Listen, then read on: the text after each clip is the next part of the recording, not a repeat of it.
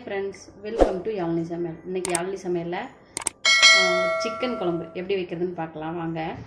நான் 1 கிலோ சிக்கனை நல்லா மஞ்சத்தூளும் உப்பும் போட்டு வாஷ் பண்ணி எடுத்திருக்கேன்.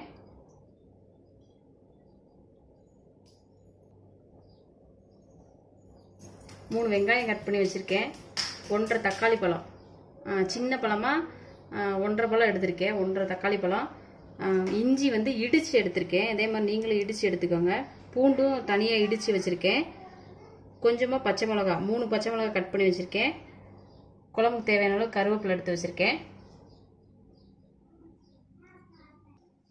குழம்பு தாளிக்கிறதுக்கு 5 கிராம்பு, கொஞ்சமாக பட்டை, 3 ஏலக்காய், கொஞ்சமாக கரம் மசாலா, 2 ஸ்பூன் மிளகா வத்த பொடி, மல்லித்தூள் 1.5 ஸ்பூன் எடுத்திருக்கேன். ஒரு சின்ன டீஸ்பூன் அளவுக்கு மஞ்சத்தூள் எடுத்திருக்கேன். குழம்புக்கு தேவையான அளவு உப்பு. இப்போ அரைக்கிறதுக்கு 1/4 மூடி தேங்காயும் ஒரு ஸ்பூன் சோம்பும் எடுத்து வச்சுருக்கேன். இப்போ நம்ம எடுத்து வச்சுருக்க சிக்கனில் நம்ம அரைச்சி வச்ச பூண்டு இஞ்சி பேஸ்ட்டை சேர்த்துக்கலாம். இது எல்லாத்தையும் மொத்தமாக ஒரு அரை மணி நேரம் ஊற வச்சா நல்லாயிருக்கும், நல்லா டேஸ்ட்டாக இருக்கும். நம்ம எடுத்து வச்ச மஞ்சத்தூள், மிளகாத்தூள், மல்லித்தூள் 3 மிக்ஸ் பண்ணிக்கலாம். கொஞ்சமாக உப்பு போட்டுக்கலாம். உப்பு போட்டு நல்லா மிக்ஸ் பண்ணி ஊறட்டும். ஒரு அரை மணி நேரம் இது இப்படியே ஊறிச்சுன்னா நல்லா டேஸ்ட்டாக இருக்கும்.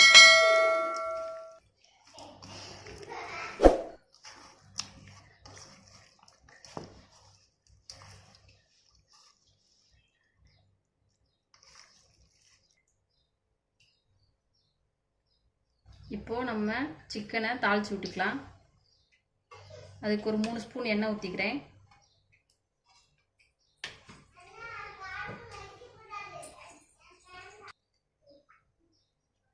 நம்ம எடுத்து வச்ச கிராம்பு, பட்டை, ஏலக்காய் இதை உள்ளே சேர்த்துக்கலாம்.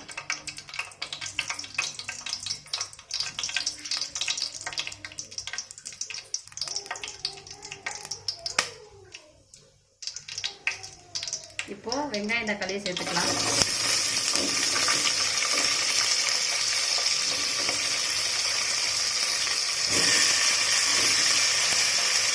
பச்சை மிளகாயும் உள்ள போட்டுக்கலாம்.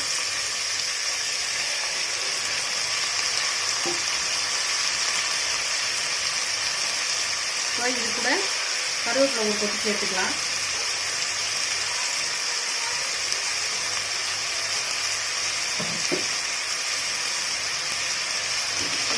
எல்லாத்தையும் நல்லா மிக்ஸ் பண்ணிட்டு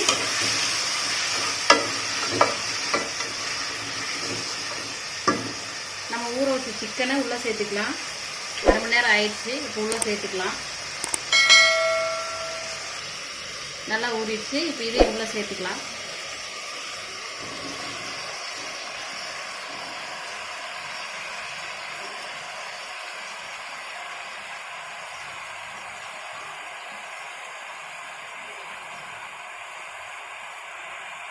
இந்த மசாலாவை கொஞ்சமாக தண்ணி ஊற்றி கழுவி உள்ளே சேர்த்துக்கோங்க. இதை இப்போ ஒரு மூடி போட்டு மூடி வச்சிடலாம். இது இப்படியே நல்லா வேகட்டும்.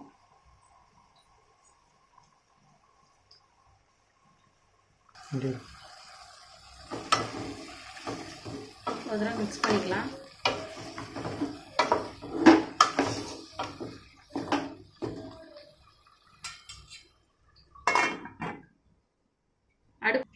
அடுப்பு சிம்மிலே இருக்கட்டும். நம்ம எடுத்து வச்ச தேங்காயும் சோம்பையும் சேர்த்து அரைச்சிட்டு வந்துடலாம்.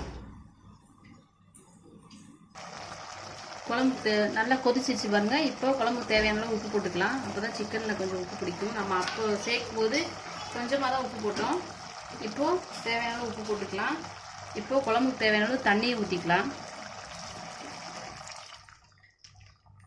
இப்போ இன்னும் கொஞ்சம் நல்லா கொதிக்கவும் நம்ம அரைச்சி வச்ச தேங்காய் விழுதுகளை உள்ளே சேர்த்துக்கலாம்.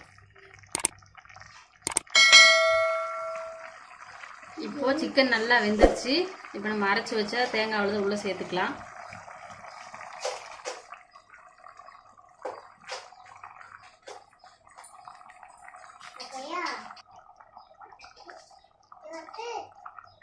அதில் கொஞ்சமாக தண்ணி ஊற்றி உள்ளே மிக்ஸ் பண்ணிக்கலாம்.